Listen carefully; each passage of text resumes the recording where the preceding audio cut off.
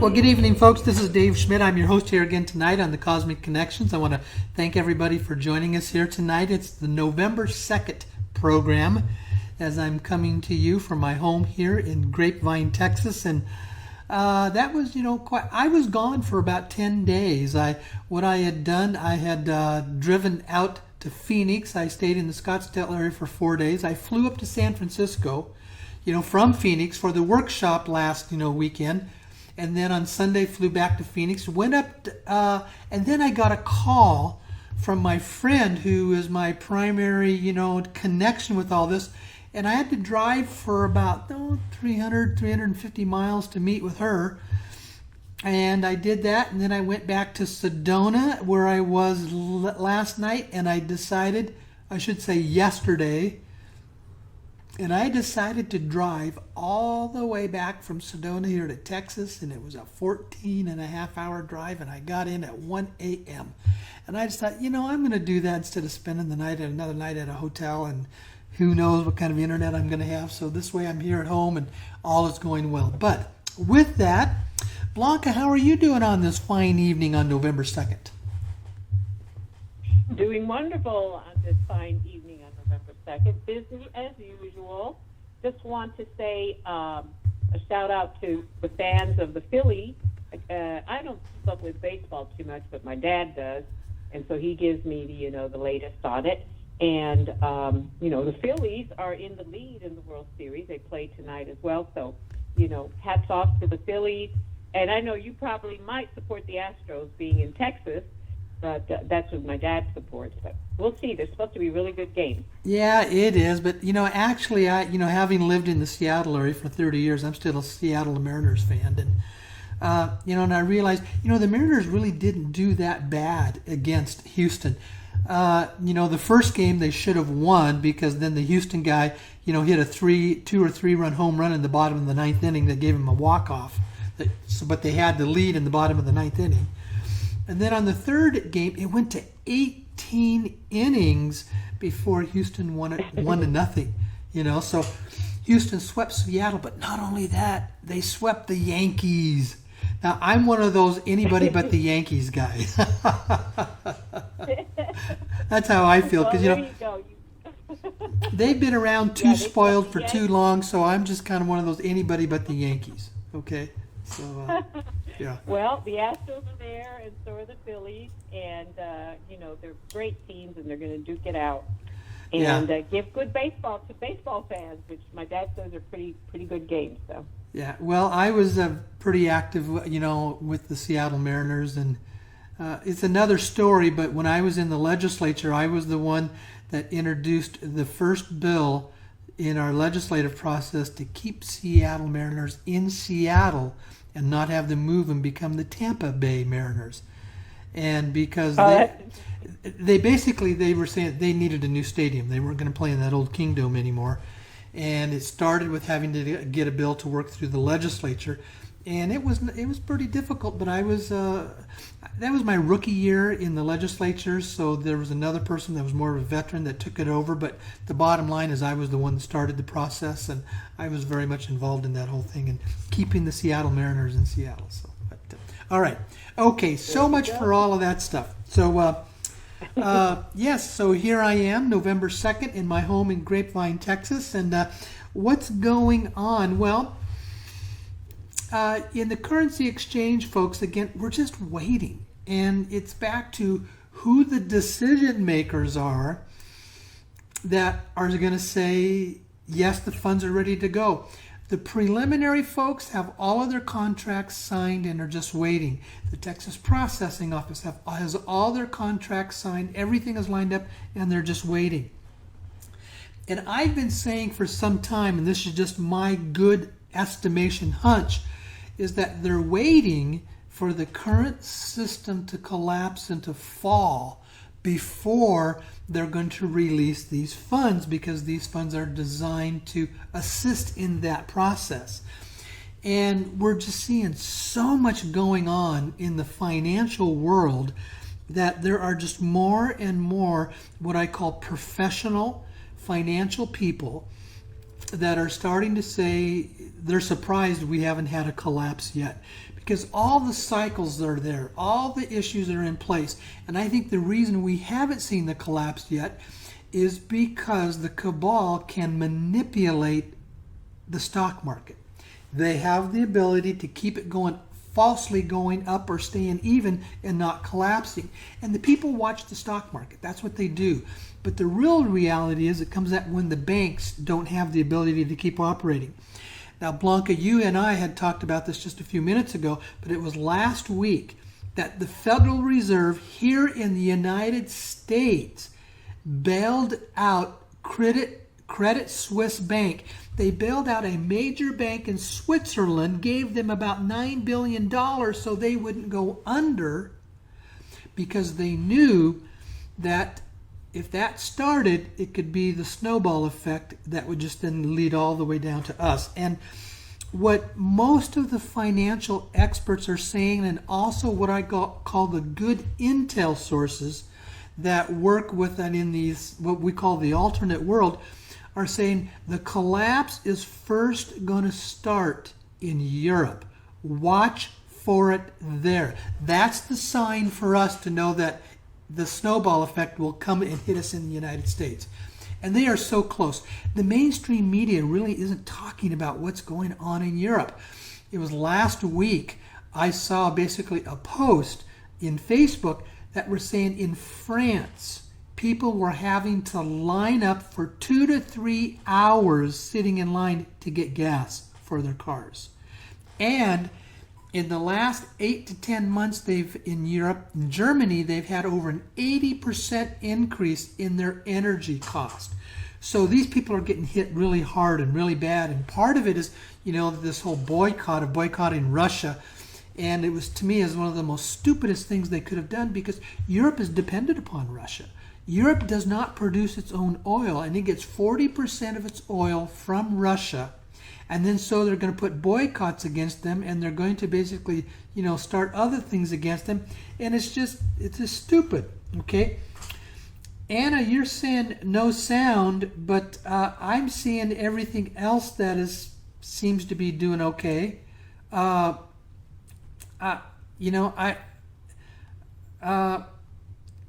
Folks, go ahead on Facebook. Go ahead and write some comments there if you're saying that there's no sound.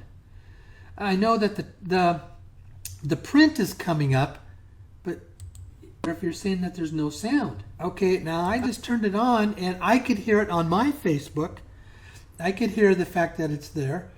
Okay, but yeah, so folks, I want to make sure everything's going here good here. So, yes. Yeah, Rich, you're saying sound is good. So, Anna, it's on your end. Everybody else is saying fine, and I did all my tests and everything is fine. And Mike says, I hear you, Dave, so thank you. And Paul says sound is okay. So, Anna, it's something with you. Okay, thanks, folks. Okay, we don't need that anymore. But that's the scenario. The scenario is they're saying that the collapse is first going to start in Europe, and that's the key for us. And with that, folks, that's when I would really start pulling your money out of the banks and trying to find another. Now, I've talked about where do you do it? Well, the best thing, again, is to always buy your gold and silver. Gold and silver always holds its value when the market collapses or you have this hyperinflation going on. Now, here's what's interesting. What they don't, again, what the mainstream media isn't reporting to you is the Federal Reserve has printed up more trillions of dollars of fiat currency, more in the last 3 years than the previous 200 years combined. They've been this massive printing and printing and printing and printing. And folks, that's what's creating our inflation.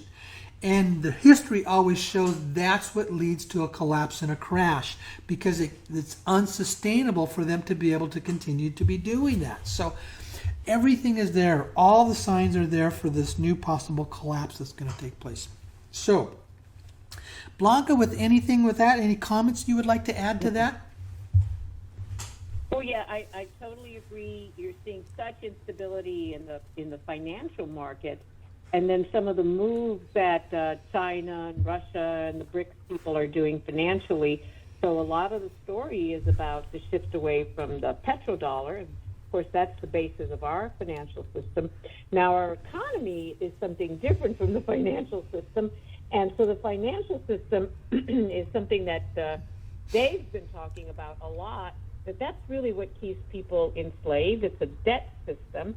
And so when they're printing trillions and trillions of dollars or sending billions and billions to Ukraine, you know, that's for your great-great-great-great-grandchildren to pay off so that they can be debt slaves too. So it's a good thing that the system will come down, but anytime there's a big change and shift, there's going to be a chaos, etc. And so what Dave's talking about is, if indeed this thing's going to come down, you want to the best ability, you know, safeguard your money and safeguard your wealth.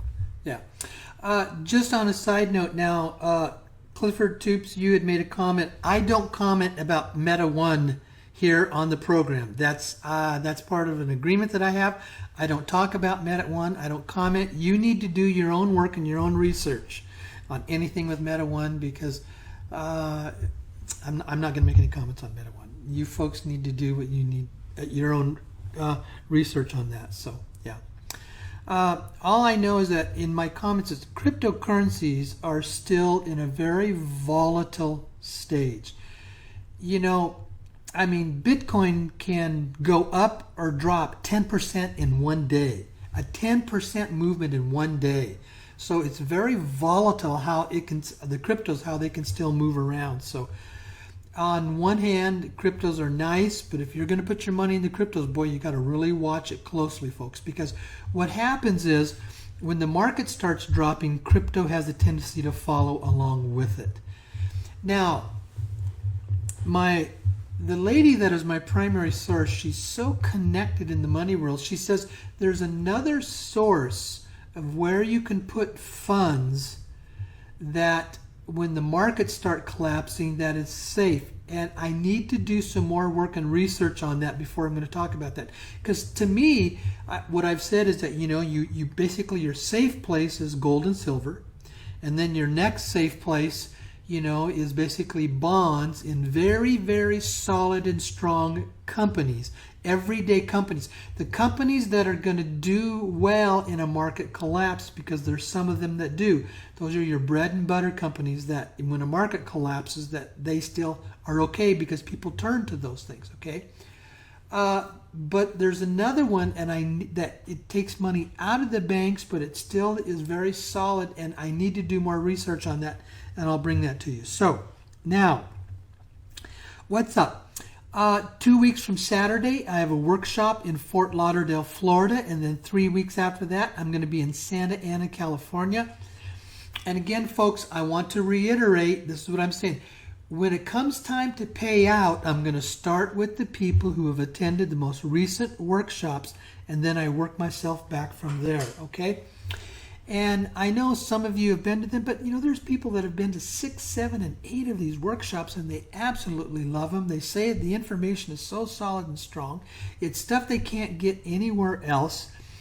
And also, if you want to get paid soon when the funds are being released, you're going to want to show up at one, okay? And folks, this is also what helps support me. This is what helps pays my bills and keeps me going by you coming and attending the workshops, you know. So that's what I really appreciate. So, and I give information there that I just cannot talk about here on the internet, because I have to be somewhat careful on the internet, because people can take what I say, can misquote it, can fabricate it, and can start attacking the process, you know, that's out there. So, but at the workshops, I can always give more detailed information of what is really going on. And again, everything we are seeing is that it's only a matter of time. It's not a question of if, it's only a matter of time before the funds are going to start being released. But it does take a couple months to get to us. So once we hear that what I call the smaller groups, like the Reno-based groups, are starting, you can plan on it to be about a couple of months before it starts getting to us. And then it's going to take me 2 to 3 months to pay everybody. So that's the process. But we've been waiting on this a long time, and it would be nice to do this. Now, having said that, I have been told by my brokers that they are wanting to have more people come into the exchange because they want to take this money and they want to spread it out. So if you would like to be in the round one of the exchange and you can't make it to a workshop, what you need to do, you need to send me an email saying, I want to be in round one of the exchange. And what I will do is that you will purchase from me up to 5 million dong, and that's in multiples of 1, 2, 3, 4, or 5 million, and it's going to cost you $62 a million. That's what it is. So in essence, for $310, you can purchase 5 million dong from me, and that money then gets sent to basically you're coming through me to buy the dong from the broker because they have a surplus. So instead of taking dong in, they're wanting us to buy it from them, the surplus that they have. And as of now, it's scheduled to pay out at $1.50 a dong. That's a pretty good deal, folks. That you can take $310 and turn it into $7.5 million. Now we're still working through how I'm gonna pay that out. I want to do the method that is safe and secure for all of us. But what I will most likely do is that I will first send you, because everybody's going to have to do all new complete paperwork, and it's there that I get the information on your bank accounts.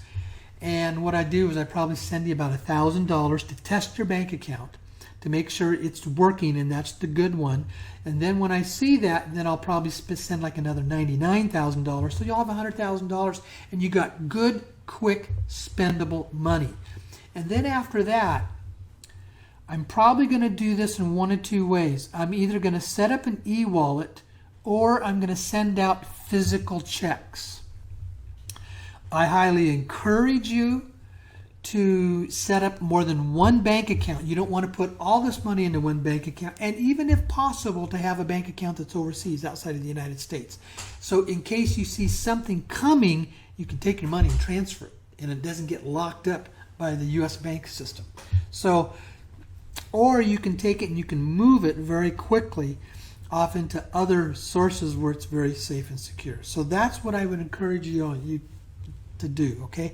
But that's the process.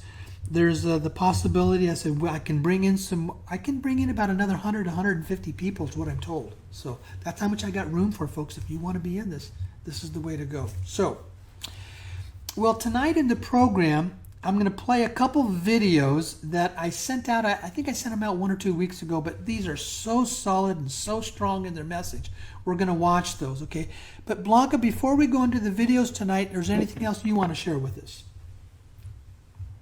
No, it's just always good to hear that you're inviting other people to participate to be part of the first round. For a long time, people were just thinking they were going to have to wait and be part of the second round. So this is a really nice opportunity, and so it's always good news to hear that you're opening that up to folks, and hopefully people will think about it and take advantage of it. Okay, so the first video we're going to go into is about a 10 or 11 minute video, again by Robert Kiyosaki. He's the guy that wrote the book Rich Dad, Poor Dad, and he's really become a great financial expert. So let's go. It's the end of America. I've been saying to people, silver is still 50% its all-time high. Of $50 is $25. But the question is, if a can of tuna is $25, what does silver go to? And that's what I'm concerned about. But it gets worse. It just gets worse. Well, there's a guy, Jordan Peterson, he's a Canadian, and he talks about, he says, you think tough men are dangerous, and Trump was a tough man. But he says, watch what weak men will do. And this guy Biden is the worst I have ever seen. Man is senile. And today what's happening is Russia and China are now ganging up on the U.S. It's really a dangerous world right now. It's getting worse. I was a bit optimistic. But now we have the weakest, most corrupt government. You know, what happened to Hunter Biden's laptop? If the FBI loses his laptop, there's something really sick inside this country. And so that's kind of what I gauge all my macroeconomics on is, where is Hunter Biden's laptop? I mean, how can the FBI lose it? We have no financial education in our schools. That's what I'm concerned about. My biggest concern with Russia and China are ganging up on us. As we all know, America produces nothing anymore. We produce bubbles, we just blow air bubbles. So we now have this bubble in real estate, and stocks, and bonds. And when Biden took the Keystone Pipeline, XL pipeline off, just wiped us out here. Inflation goes up, and the average American doesn't have $1,000. 40% of Americans don't have $1,000. And so when inflation goes up, we're going to wipe out 50% of the U.S. population. And that is when revolution starts. If and when, and it will come down, the stock market crashes, the 401k, the old guys like me, are toast. You know, we don't have a retirement. Our pensions are bust. So what we have are three things: is our treasury is out of control. We've lost it. Our entitlements are out of control. And now we're at war in the Defense Department. So our debt to GDP is out. So every time, I wish I could have some good news. So that's why I did the tuna can to a silver eagle comparison. We're in trouble. As we all know, there's insiders to every deal. I don't have any stocks. You know, I don't invest in the stock market, but they're my companies on the stock market. So the best deals are always done early. So when people say, do you invest in Bitcoin? Yes, when it was $6,000. We've got to know what's real today. And that's what I'm saying. We have the weak leadership in world history. America's in serious trouble. So I want to find out what's real. And China and Russia are now ganging up on us. We went to Venezuela and Iran to buy oil from them. And this guy Biden cuts off our oil supply. Everybody talks about intrinsic value. What is intrinsic value? I can eat tuna. That's valuable. And if you're starving, I'd rather have a can of tuna. I like to make fun of things because otherwise people can't hear you. They get too serious about this. So I'm just saying that we're in serious trouble, and it's getting worse. That's what terrifies me. If they go to the government crypto, the government Bitcoin, or whatever they call it, it's Big Brother at that point. They're going to be knowing everything you're doing. For years, I've been buying those green canisters of silver coins because the government can't trace them. I can use them for money. So I can go anywhere in the world with a silver coin and spend. I can go with a gold coin and spend it without being traced. Not that I'm hiding anything. I'm just sick and tired of this government. I don't trust them. As I said, if Hunter Biden's laptop disappears in FBI custody, we have a serious internal problem here. And so that's why I tongue-in-cheek, tweeted that I'd rather have a can of tuna right now than a silver coin, just to get ridiculous. Because I can eat tuna. I cannot eat that silver coin. I can spend it. Always remember, America has stopped producing products. We produce bubbles. Now, the good thing about a bubble is when they burst, everything goes on sale. And so in 2008, I waited till about 2010. I borrowed $300 million because debt is money, as you know, after 71. And I began buying real estate at bargain prices. So just recently, the repo market inverted again, which means we're going down. It means recession's ahead. But my concern is now revolution, because when people can't afford to eat tuna, we're going to have rioting. So it's a whole different type of bubble burst. When Biden took us off the pipeline, oil prices went up. Oil produces fertilizer. And when fertilizer is no longer cheap, people can't produce food. And the average American has nothing. 40% of Americans have nothing. Inflation is going to make them very upset. A stock market crash will bring down the baby boomers.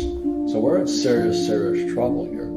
So I'm just being ridiculous in my tweets because it's better than listening to Biden, that I'd rather have a can of tuna right now. That's what I'm saying, is that at least I can eat it. I'm a U.S. Marine. You know, I fought in Vietnam twice as a pilot.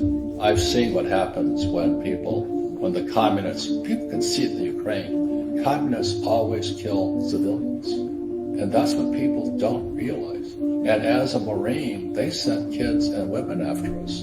So a lot of my friends who came back with PTSD, and you can see it in the Ukraine today, Russia's not hitting military targets, they're hitting civilian targets. And when you understand communism, is I am a student of communism. They don't know what Marx said, but what Marx said, they had to have the poor get poor and the middle class come down. And that was the recipe for revolution. And I see Biden doing it. When he took the Keystone XL pipeline and took us off of it, and oil prices went up. Now, the thing is, I got richer because I produce oil. I don't invest in Shell or Exxon and all that.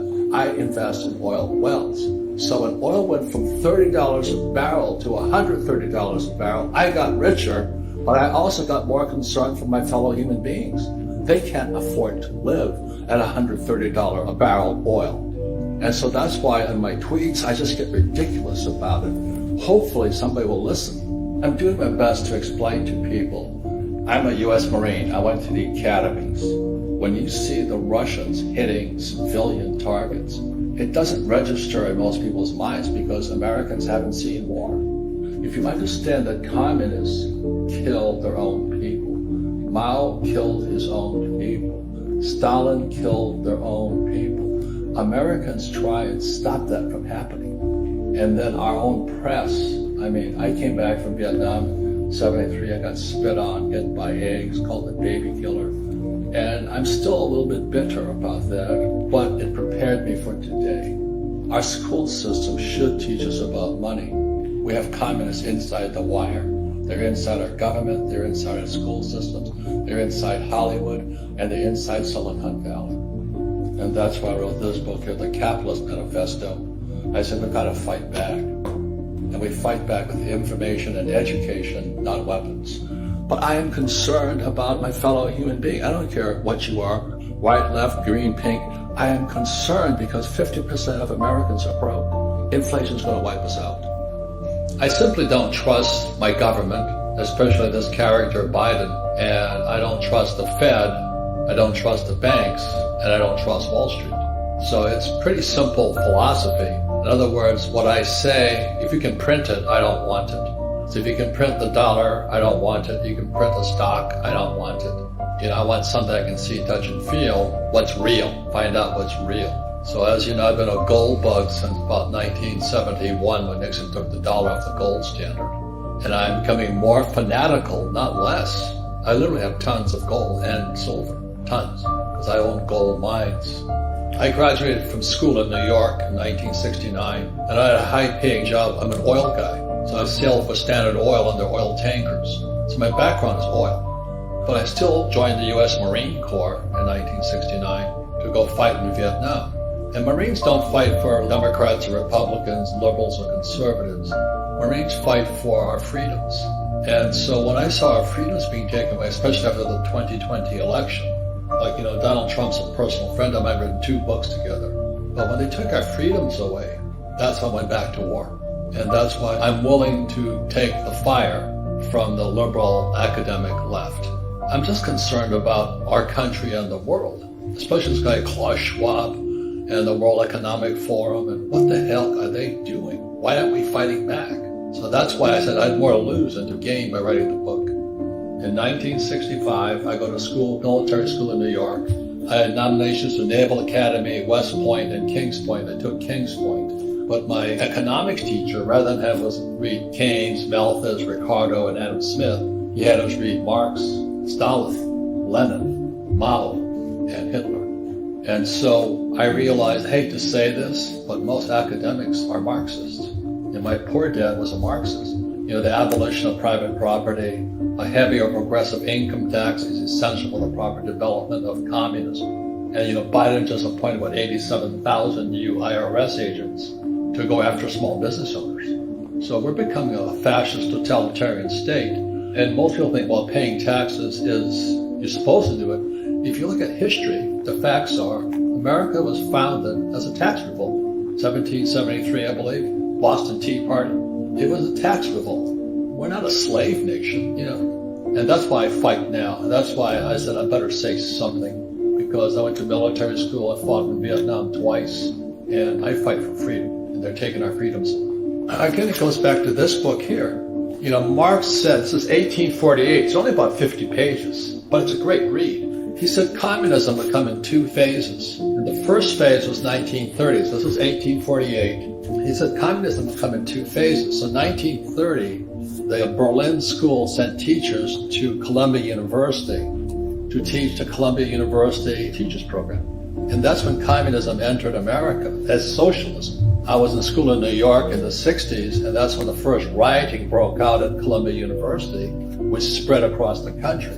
And then the second phase happened, in my opinion, in 2020, when social media shut down the President of the United States. And that's the loss of our freedom of speech there. And COVID, which was Klaus Schwab, how can they censor doctors? How can you get fired for speaking out against COVID? I just don't understand our loss of freedoms, and we say nothing about it. My point of view is communism entered America via our school system. The BRICS nations are Brazil, Russia, India, China, South Africa. And he talks about how the Belt and Road Project now is going to affect 90% of the world's population, and they'll all be on the CBDC yuan. They'll be going into Chinese crypto, not American. So the US dollar, according to this guy Andy Schmidt, is toast. And that's why it's Brazil, Russia, India, China, South Africa.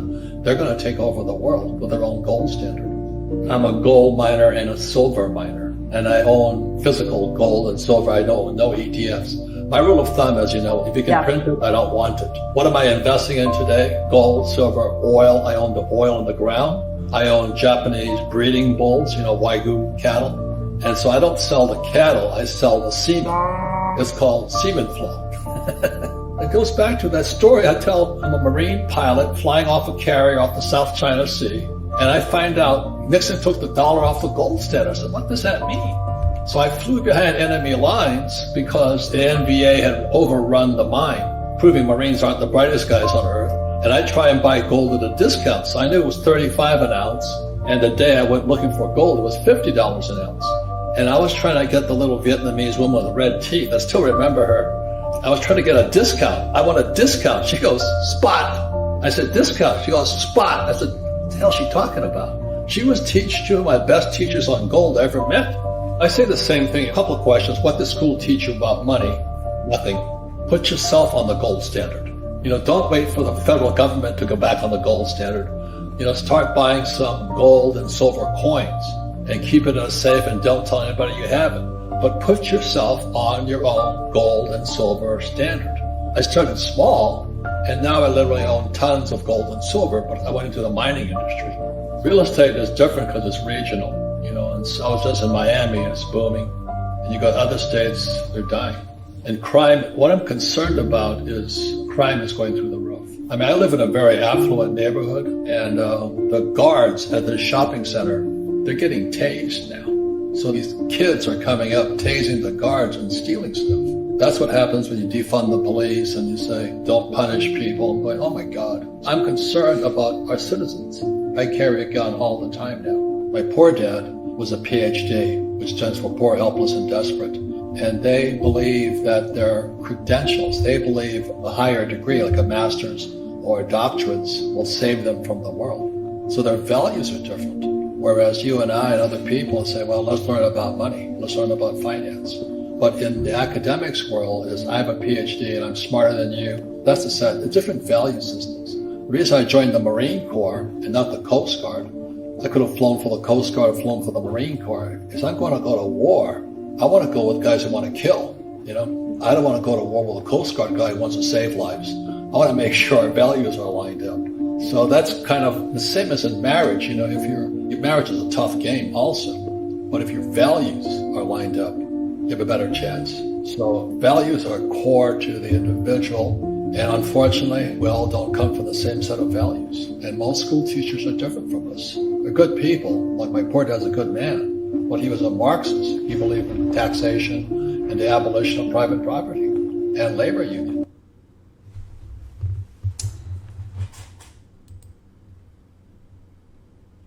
Okay, that's we're back now, and that's the one that's from Robert Kiyosaki, and he gave some pretty strong statements there, but it's back to, it says it's extremely important that we educate ourselves in financial education. Folks, what's going to help you through the process if we go through this collapse is that you know what to do. You're not dependent upon a system that is falling apart. And you notice also he talks about gold and silver, the importance of that. So now what I want to do, we're going to go to a second video by a guy by the name of David Morgan. And David is a silver specialist. And let's see what he has to say. Let's do this, okay? He's being interviewed by another lady, okay?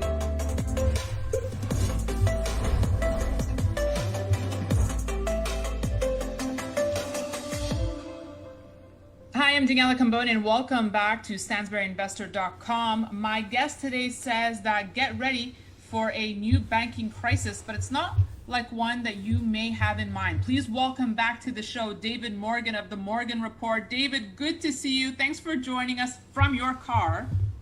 Well, I am parked safe and sound, but Yes. pretty busy schedule, and we wanted to get this out to the public. So thank you. Exactly. You were gracious enough to accept it. I said, we got to get you on. You said, I'm in my car. I'm like, I'll take it. And yes, for the folks back at home, David is safe, not driving. All right, let's talk business here. You've been very vocal lately about a banking crisis. Now, David, we know you as the silver guru.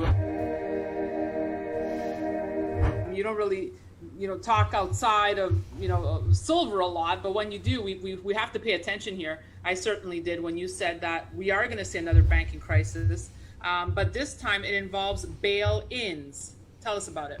Yeah, well, basically, I do look at the big picture. I consider myself to have a macroeconomic view, and then silver is just a subset. But regardless, the bail-ins really bother me because after the last bailout, there's legislation passed in the Senate and House that it's illegal to do bailouts, which means bail-ins. And that's kind of gnawed at me for some time, Daniela. So I started looking at the very basics, the fundamentals. And one of the main fundamentals is what is money. And of course, there's theories about money. It's commodity money, which, most of your viewers are most familiar with, gold and silver, ancient times, voted by the people. And then there's legal money, which is money's anything that we say it is, or money's anything that the government edicts or fiats. That's money. And then there's others. But the one that really hasn't got much recognition is the ownership theory of money. And the ownership theory of money resonates with almost everybody that's seen you in Stansbury, which means if you can't touch it, you don't own it. Very common sense, very logical.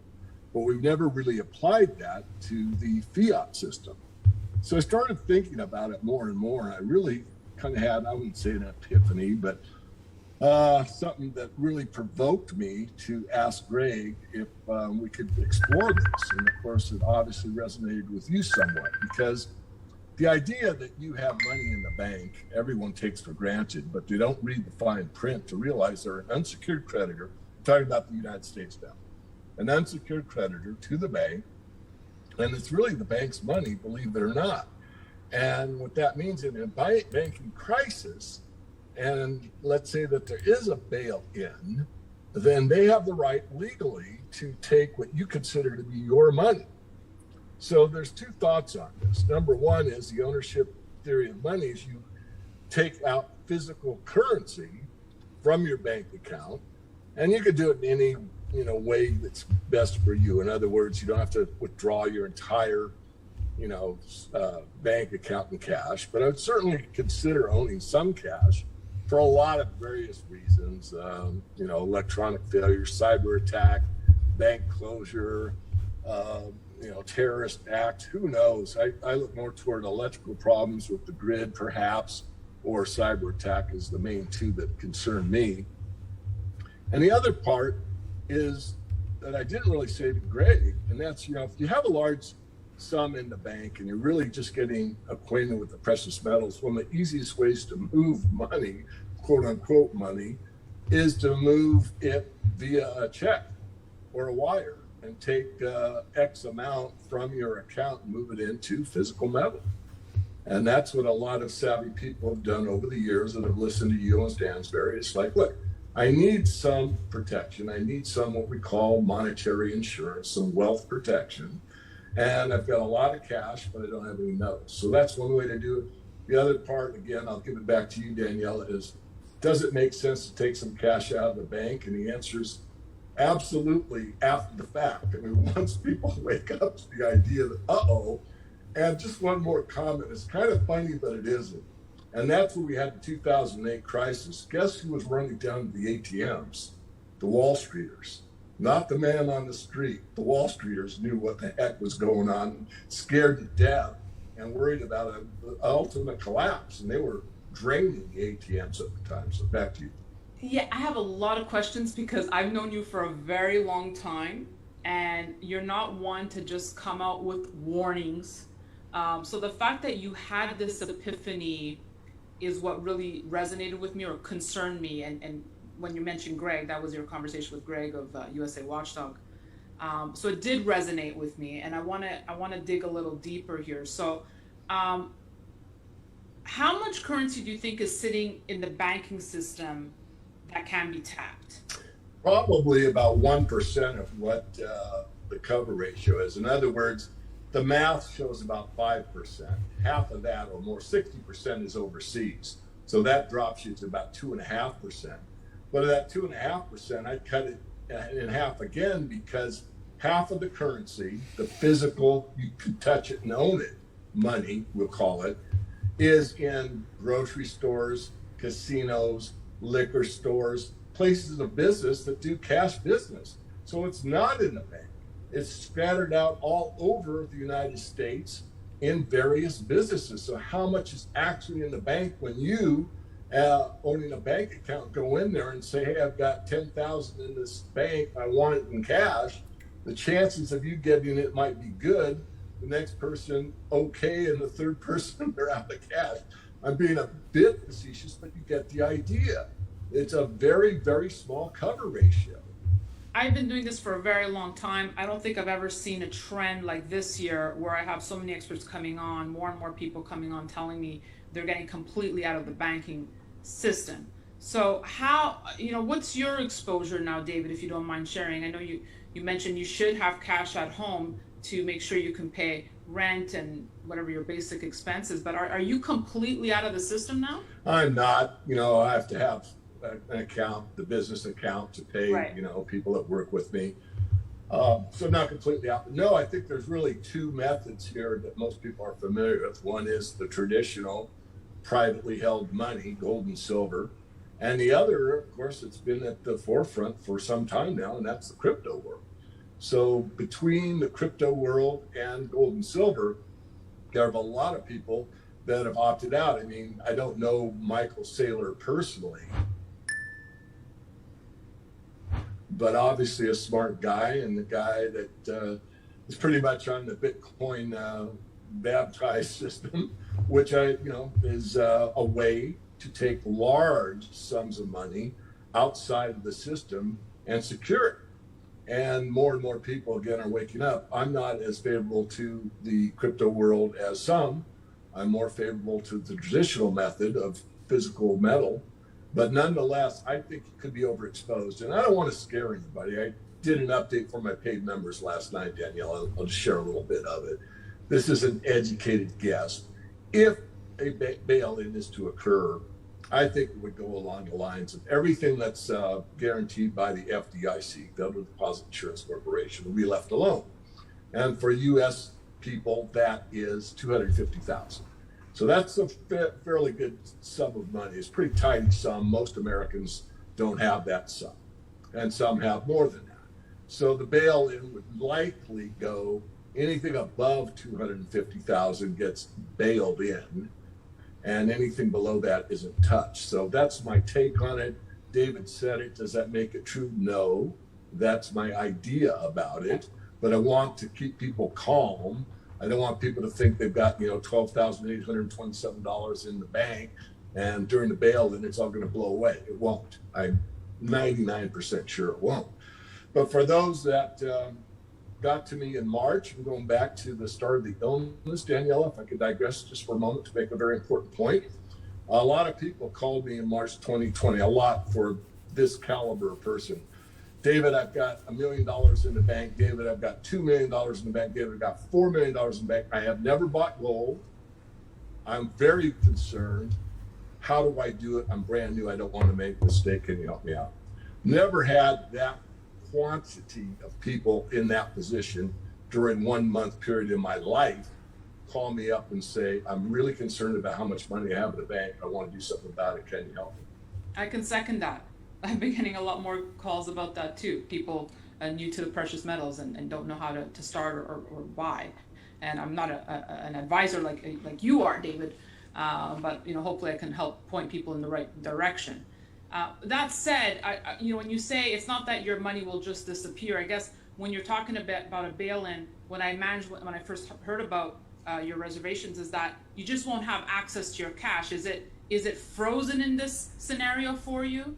I think that's the most likely scenario. I do that based on historical precedents. If you go to Argentina, for example, Daniela, what you find is that the accounts were there.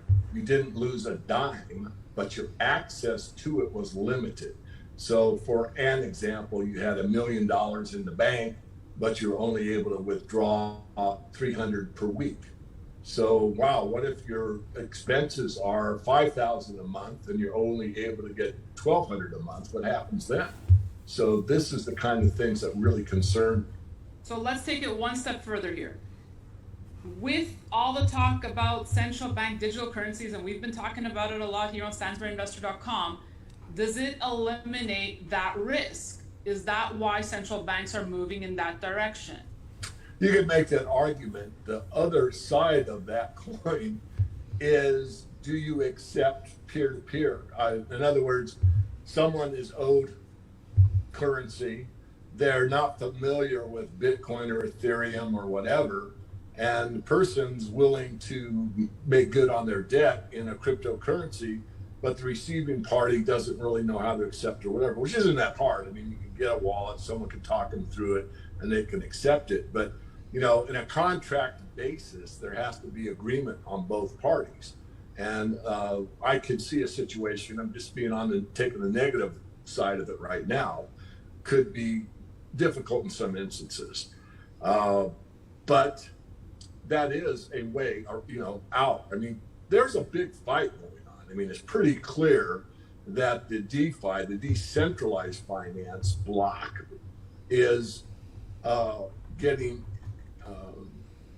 they're really having an issue because of the central banks coming in with their cohorts in the regulatory bodies and say we got to regulate these things, and they're seeing more and more regulation. Plus, just one step further, to give me feedback. It's what's a security and what isn't. And I'm pretty well versed in the legal aspects. Not a lawyer, but I've been in the field and I study pretty hard.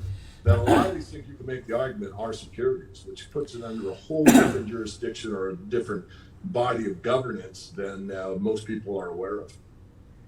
Let me ask you this, David. Comparing it to 08, what you envision, again, this is David's theories, David's thoughts. What's the straw that breaks the camel's back here? Well, it's the amount of currency that people are aware of. It's a psychological phenomenon more than a math issue. But with the reverse repo being in like the $1 trillion range, having to suck money in and out of the system every night, the amount that the government of the United States and others that are following that are inflating at an unbelievably unprecedented rate, and still the U.S. still remaining pretty much the strongest currency and the most trusted. It's when the trust and confidence in that breaks, and it's breaking as we speak, is when you're going to see these problems. And one of the solutions that is at law is a bail-in. Whether or not it will take place or not, I do not know. What I do know is it's my duty, my moral obligation to warn people how I see it, and whether they agree with me or not, that's their choice. And I had a very in-depth conversation with George Gammon recently about reverse repo. So if the folks out there are interested, I urge everyone to check out that interview. My second to last question for you, David. Why are you more concerned now than 2 years ago? Is it because of the liquidity that's in the system now that's way more than 2 years ago? Or why the epiphany now? Feedback. Paying attention to what's called sentiment. It's the amount of people that have awakened to the truth that you can't print yourself wealth, to the fact that there's something drastically wrong with the financial system. It's broken and it has no real relationship to the physical economy. So the economy is what we do to eat, to live, to build, to grow, all those things that are physically tangible to the human experience. The financial markets are supposed to reflect the actual economy, and it does not. You keep seeing a stronger and stronger number in the stock market, but that would indicate if they were correlated to one of the best economic situations ever. And it's not. We have people that are hungry. We have people that are unemployed. We have people that have lost their businesses. We have people that are struggling. We have people looking for a second job to put food on the table. So there's absolutely no correlation. This upsets me greatly. And so, again, it's my duty. I mean, I feel like I've been called to the business I'm in. And I get to say that. That's how I feel about it very strongly. And that it's important. And to thank you for asking me to come on and give this message out. Again, I'm the messenger. The message is pretty clear. Something's drastically wrong, and what do you want to do about it? And I'm just giving you that message. It's up to you to, accept it, deny it, or think about it. Really well said. Last point, on your point about only gold and silver. It's not just for a bail-in situation, but you've been writing a lot about how there's probably the best protection in these inflationary times. If you could just talk a little bit about that. I think one of the main things that have been lost among especially the precious metals people is what the function of gold especially is and what it's done. The subset of the Morgan Report is to build and preserve wealth. Gold has preserved wealth. From 2000 to present day, gold has had a compounded annual rate of growth of 10% per year. So it has maintained wealth. How can I say that with authority? If you go to shadowstats.com and you look at the true inflation rate, it's been about 9% a year. So gold's function to preserve your wealth, not make you wealthy, but to preserve your wealth, has been stellar over a 20-year period. But most gold bugs, and maybe I'm guilty of it, have been waiting for the big explosion. When's gold going to 10,000? And it probably will, because there's going to be an overreaction to the demise of the current financial system. So gold will react or maybe overreact. But as far as has it done its job, it has. Silver hasn't been too bad either. On the same metrics, a compounded annual rate of return of silver is about 9%, which matches the inflation rate. Now, silver's more volatile, and it's also a smaller market. So in the event that we get this explosion in gold, we'll see silver really explode in my study view, because there's so many people that at the last minute will buy it no matter what the paper price is, because they feel that the currency is going to fail. And so if it's 50 or 60 or 70 or $100 silver, they're very willing to pay that, because they're worried that we're going the way of Zimbabwe and the currency is going to have no value. I don't think that's going to happen. I think that the idea of it happening will take hold to some of the populace that will take action.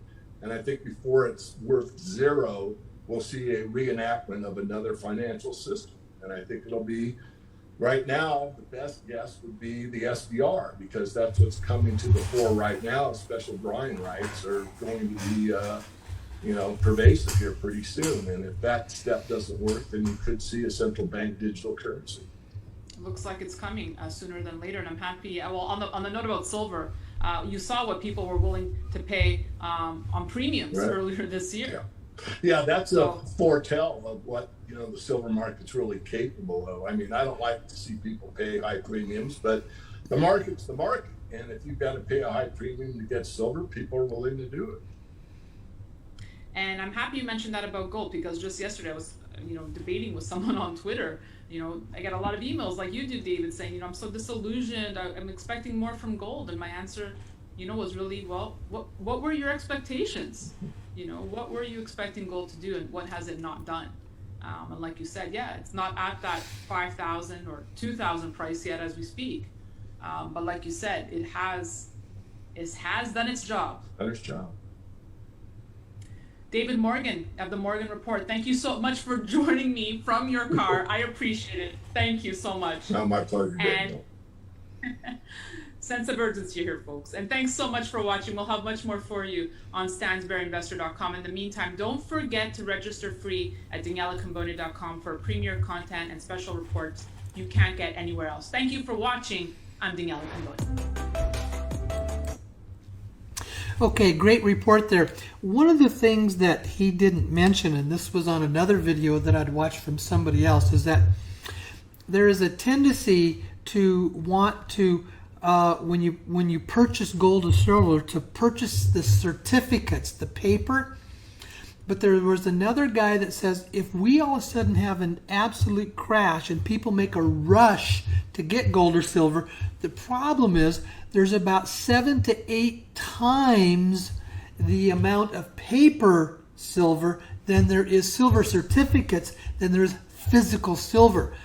So we could see this explosion then, because all of a sudden there would be this demand for silver and there isn't enough for people to have all that.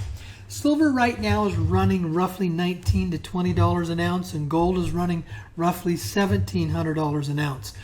Now, and what I have always said is what you could do is that we all need to still have our bank accounts, because we got to make our everyday payments. We got to buy food, put gas in the car and stuff like that. And we use our debit cards, to do a lot of that stuff. That's fine to use to keep what is called your usable living money in a bank. But if you have large sums of discretionary money, as what those last two had said, I would encourage you to take it out of the bank and you can buy gold or silver.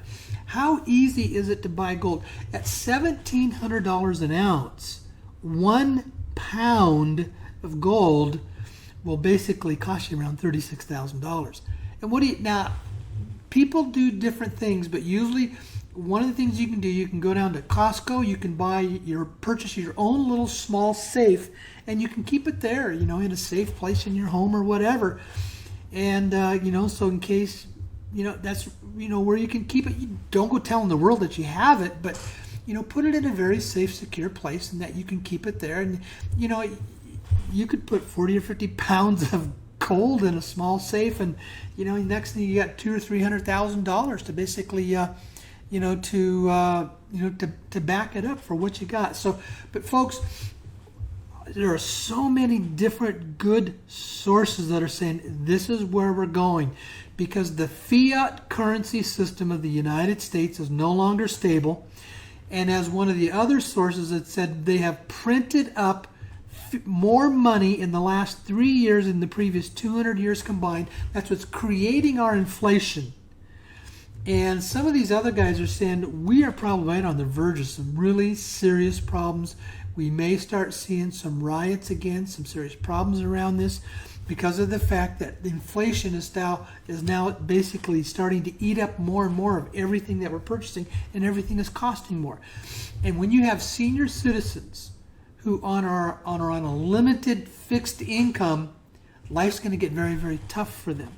And what you're going to find is that people in the middle class who have families, they don't have hardly anything extra anymore. It's just survival is what it is. That's the world that we're moving into. Now, involved in the currency exchange, this is the counter side to that. And this money is designed to be able to soften all the damage that is out there. And it puts us in the position of being able to help other people through this process. So, okay. That's all that I have there. Blanca, let's go back to you, and why don't you share your comments? Well, these people said it best, and they said it loud and clear, and you've been saying it too. So hopefully people will take away the insight, and I think your listeners are probably pretty savvy, that things are very unstable, and you're going to do yourself a favor by protecting your wealth. Now, one thing that they were talking about towards the end about gold and silver, now, people are not encouraging you to buy gold or silver because you're going to make a lot of money, like an investment. They're encouraging you to do that to preserve your wealth, all right? So, if people buy it at the rates that you're saying and it doesn't skyrocket, the next month, well, that's not what people are telling you is going to happen. What they're saying is this is going to be a way to stabilize your wealth when things start to get really, really bad. Sure. And, and we don't know, but like, what David Morgan was talking about, the bank bail-in. What it means is if the banks are going to collapse, they don't go to the government to bail them out. They take your money out of your bank account. They take it out. Now, what they do, then they turn around and they issue you a stock for that, but the stock is worthless, and the only way you're going to get your money out of it is if the bank comes back and does well again. And so that's the bail-in situation if you have, a good, chunk of money that's in the bank. And the other thing, just as a side note, what most people don't know is, see, the Dow hit its high in January of this year. It's already down close to 20% since its high in January. 20%, that's a lot for it to be down. So if you had money in the stock market, and a lot of retired people do because they have their 401k accounts, and those accounts are based in the stock market, I would say, remember, gold and silver is designed to preserve your money, but there is the possibility that it could go through the explosion. Cliff High was saying about 8 months ago that he thought gold was going to go all the way up to maybe $500 to $600 an ounce when the explosion takes place, and that's a possibility. So everybody needs to do what you need to do for yourself to protect yourself and to protect your money. Okay, so Blanca, are we ready to go into the callers? I think so. Okay, so folks, if you would like to call in and you have some questions or you would like to make some comments, the number there is 515-605-9356. Again, it's 515-605-9356. And then press 1 on your touch-tone phone, and that kind of raises the little hand on our Blog Talk Radio, letting you know that you would like to call in and you have some questions or you'd like to make some comments. Again, 515-605-9356. And I know there's probably about, again, a 5 to 10 second delay, from the time that I say it until you guys can hear it over there. But so far I haven't seen anybody that is wanting to call in and have some comments or questions. Now, next week, folks, again, what I'm going to do, I've got another program that I'm going to share by a guy by the name of Bill Donner. And he is saying a lot of this same stuff. And he has been a financial expert. Donner was a guy that he goes back almost 50 years, and he made 3 prophetic announcements, and he was chastised and so heavily criticized for what he was saying, but yet he was always correct. And his last one was that he projected the 2008 collapse. This time he says he's giving his 4th and final warning. And he says all of the signs are there. Everything is lined up for the United States to go through the collapse again. Why am I saying this? Because I'm trying to help us preserve our money, to be prepared for when it happens, and also being in the position with our currency exchange, that we are in the position to help other people, because there's going to be a lot of people that are going to need it. Blanca, I'm not seeing anybody. Do you see anybody that is saying that they want to? No, I don't. I think they're just chewing on all the good information that they heard today and getting ready to buy some gold and silver, maybe. Well, I'm ready to call it an evening then. How about you? Yes, I think we had a good show. Okay, because we've been going for about an hour and 5 minutes. That's a little longer than what I like to do. But folks, thank you very much for joining us tonight. This is a good program for you, and we'll see you then next week.